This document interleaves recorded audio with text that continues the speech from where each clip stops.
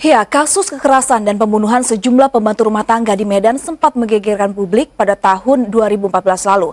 Tak cuma dianiaya, jasad sejumlah korban bahkan sengaja dibuang ke sungai dan jurang Kabanjahe.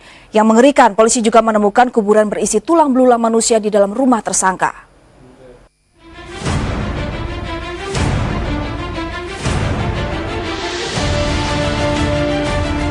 Sebuah rekaman CCTV di rumah tersangka Syamsul dan keluarga menggambarkan kekejaman keluarga ini dalam memperlakukan para pembantu rumah tangganya. Tampak seorang PRT dihukum berputar dengan salah satu tangan di lantai. Dalam keadaan tak berdaya, ia terus dipukuli, ditendang, bahkan diinjak oleh tersangka yang kemudian diikuti oleh anggota keluarga yang lain. Dua orang rekan korban sesama PRT hanya bisa pasrah dan menyaksikan penganiayaan ini tanpa bisa membela karena takut akan menjadi sasaran berikutnya. Kasus ini terungkap saat polisi menemukan dua orang PRT yakni Yanti dan Cici tewas dalam kondisi mengenaskan. Mayat Yanti ditemukan warga dibuang di Sungai Deli Medan, Labuan Tanjung pada 9 November 2014 lalu. Sementara Cici, PRT asal Bekasi, Jawa Barat, ditemukan di dasar jurang Kabanjahe dalam kondisi sekujur tubuh penuh luka. Dari hasil penelusuran polisi, kekejaman keluarga ini pun akhirnya terbongkar. Dari hasil pembongkaran di sejumlah titik di dalam rumah tersangka, polisi menemukan kuburan yang berisi tulang belulang manusia, rambut, serta beberapa potong pakaian dalam milik para PRT yang menjadi korban. Dari hasil reka ulang yang dijalani sejumlah anggota keluarga tersangka yang dibantu sang supir terungkap bagaimana para tersangka membunuh salah seorang PRT yakni Cici dengan menenggelamkannya ke dalam bathtub kamar mandi hingga tewas. Oleh anak tersangka dan supir keluarga, mayat Cici kemudian dimasukkan ke dalam bagasi mobil untuk dibuang ke jurang. Ironis, Cici menemui ajal dengan cara tragis hanya karena ia menumpahkan air dalam ember saat hendak mengepel. Kasus penganiayaan PRT ini sempat menggegerkan dan membuat marah warga Medan pada Desember 2014 lalu. Syamsul, sang kepala keluarga dan istrinya, diketahui merupakan pemilik perusahaan penyalur PRT sejak 2007. Mereka menyalurkan PRT untuk wilayah Medan. PRT yang menjadi korban pembunuhan berjumlah 3 orang. Mereka diiming-imingi bekerja di Medan dan Malaysia dengan gaji mulai 1 hingga 2 juta per tahun. Namun begitu tiba di Medan, mereka hanya dipekerjakan di rumah Syamsul tanpa digaji. Sebelumnya, Torik, anak terdakwa, telah terlebih dahulu divonis 1 tahun 8 bulan penjara, sementara salah seorang pekerjanya yang terlibat divonis 5 tahun penjara. Tim Liputan MNC Media.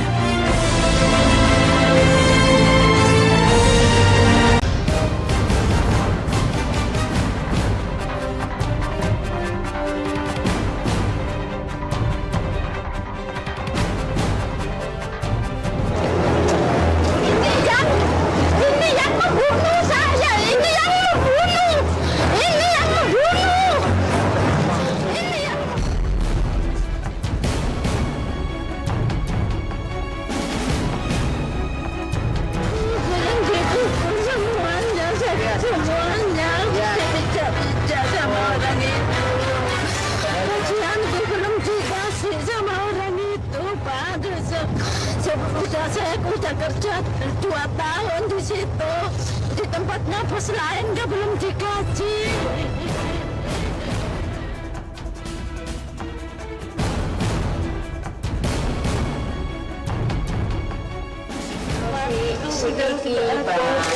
Itu kawan saya tuh bareng sama saya.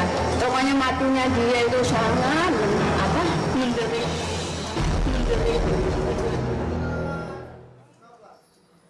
Jadi yang kita lihat tadi adalah yang sudah menjadi keluarga dari Brownies. Dan ternyata Anabel yang kita kenal itu punya cerita yang cukup menyedihkan waktu itu. Anabel. Justru kita kemarin tahu berita ini dari tim Brownies, kita kaget ya. Kita sempat shock karena memang pada waktu itu kita nggak pernah tahu siapa Anabel. Jadi memang perjumpaan Anabel menjadi penonton di Brownies ini memang sebenarnya memang tanpa disengaja ya Oma ya. Ya, jadi memang awal dari bercandaan dan akhirnya ada salah satu link dari sosial media yang ngasih tahu kisah Anabel sebelum dia bergabung menjadi penonton seperti teman-teman. Ternyata Anabel pernah menjadi Pembantu asisten rumah tangga. ya, asisten rumah tangga. Di Medan ya, Ya. Bel ya? Di Medan ya? Iya. Jadi Anabel waktu itu tergabung di agen pencarian pembantu Jangan rumah sebutin tangga. namanya, jangan sebutin nama agennya ya. Jadi saya nggak tahan.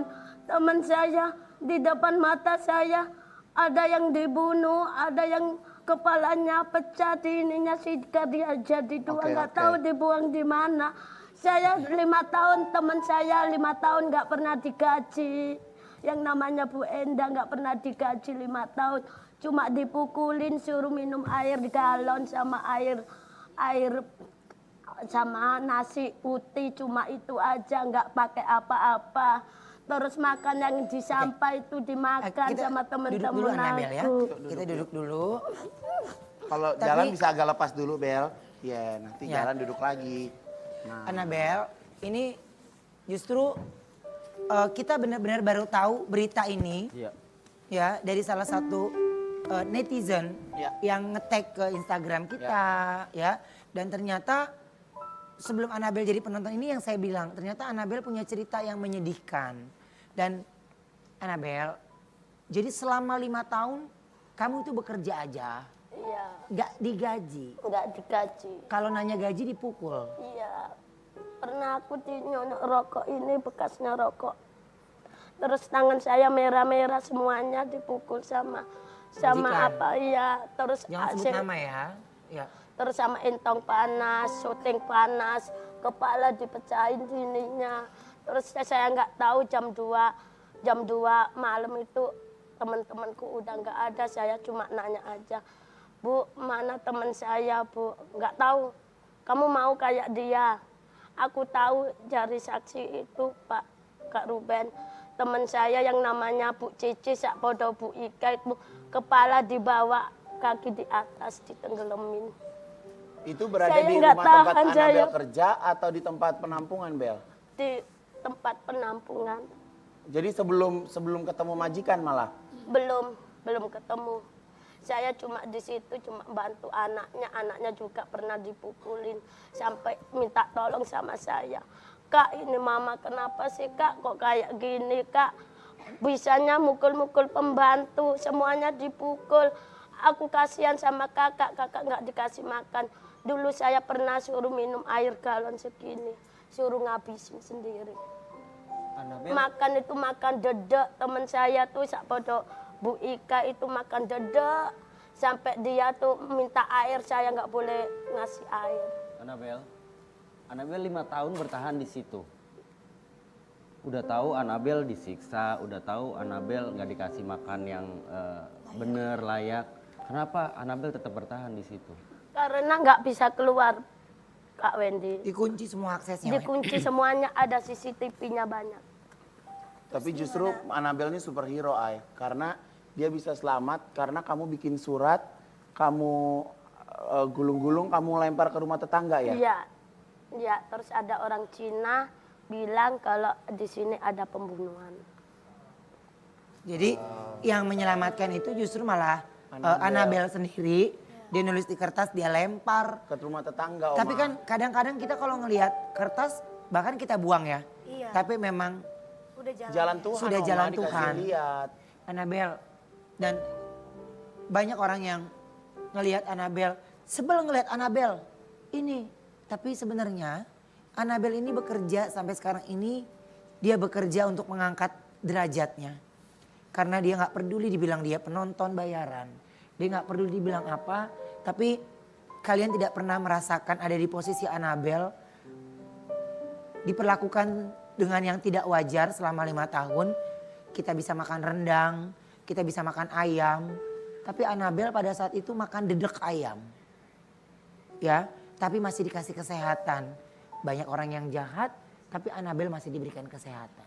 Dan akhirnya setelah Anabel lempar surat ke tetangga, berapa lama proses polisi datang ke rumah? Itu pas hari? sehari, 2 hari. 2 hari apa sehari? 2 hari.